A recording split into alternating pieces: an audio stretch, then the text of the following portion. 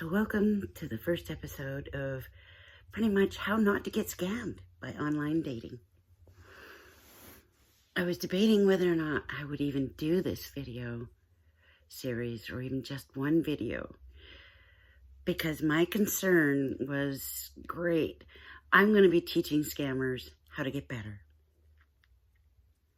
That's not what I want to do. But I want to be able to reach out to women in my position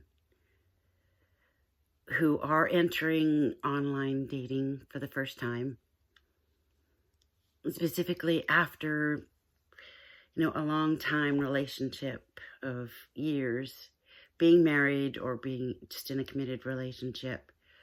And now they find out, great, I'm single, I'm alone, I can't meet anybody at the grocery store, I'm pushing 40 anyway, my best years are behind me.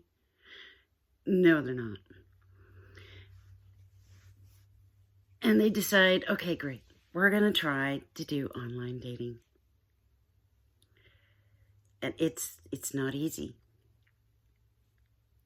There are many dating sites out there. There's many Facebook pages that you can go to for basically finding the right man of your dreams. Now, there are many pitfalls that you could fall into, and it's easy to fall into because emotionally you're putting yourself out there. You want to find the right guy. So you might be making yourself, probably are, vulnerable. Don't look vulnerable. Don't sound vulnerable. You can put yourself out there and not make yourself look like a mark. And by mark, I mean somebody who does look vulnerable that scammers are looking for. They're looking for somebody new to online dating. They're looking for somebody who is very vulnerable, possibly gullible, and probably has money.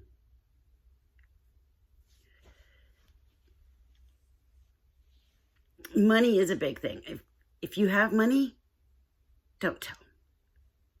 Don't tell anybody. Because that's stupid. I'm sorry, but it is stupid. It's fine to tell people, yes, you're working. You have an income. Just leave it at that. Do not divulge too much information. Don't tell them how much you're making a year. Keep your personal information personal. You don't want to fall into their pitfalls. And if you do, there are ways to get out. That's one thing about online dating, is like you can get rid of somebody very easily. I've done it several times. But at the same time, I've also fallen into their scams. And I'm not here to out them or,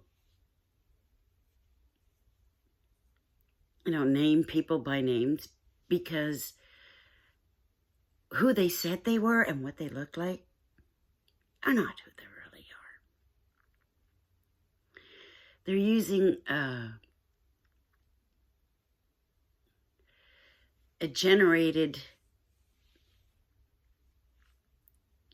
profile, if you would, of what they want to present based on who their target is. And I will get more into that, but this is just a short little introduction video. More a little bit about me. Yes, I spent 10 months in the online dating world. And And how that happened, and I'll tell you my circumstance so you can relate to it and get a pretty good idea of who these people are looking for. I was in a relationship for 14 years, and I basically hadn't even turned 56 yet, and I decided that it was time to end the relationship and go looking for basically the man of my dreams, Mr. Right. Sound familiar? Oh yeah. So I was 55. I had just separated and got out of, it wasn't a toxic relationship, but it wasn't good for me.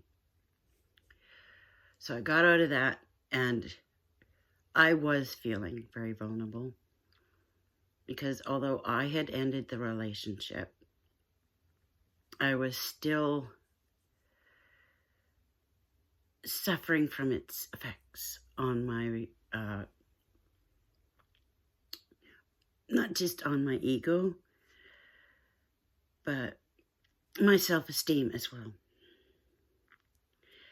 Like, I had spent so many years trying to make the relationship work, and it was because of me that it didn't.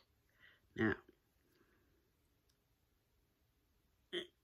there's a lot more to that story, but I just wanted to put it out there that I was not feeling very good about myself.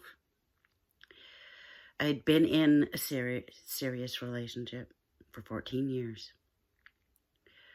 I got out, and I did not feel good about myself anymore. As a lady, not as a person. As a lady. I looked older. I did not feel attractive at all.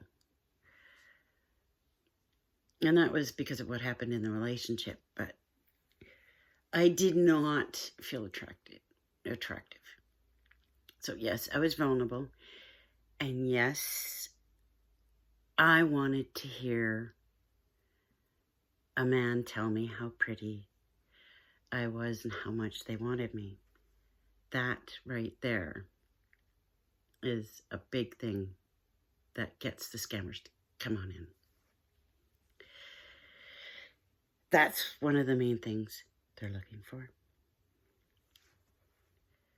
And with that, I will say, be safe, ladies. There's more coming.